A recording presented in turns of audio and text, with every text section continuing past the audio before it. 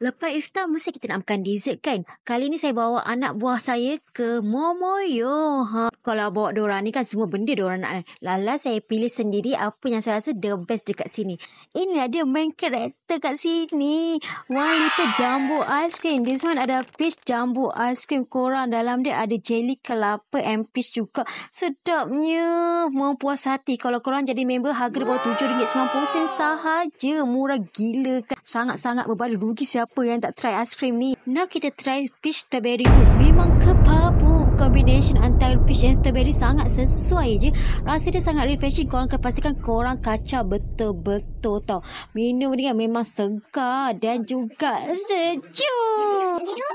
Next we try peach milk tea. Tak pernah terfikir peach sesuai dengan milk tea kan. Dalam sama juga ada jelly. Sangat sedap and I think this one is my favourite. Sebab tea dia pun terasa, peach dia pun terasa. Bukanlah sekadar nama peach milk tea je. Don't forget to try this. And don't forget to join Raya OOTD contest. Apa tunggu lagi? Beli banyak item Momoyo dan snap foto banyak-banyak. So korang tunggu apa lagi? Jangan lupa bawa satu family ke Momoyo berdekatan korang sekarang. Confirm puas hati.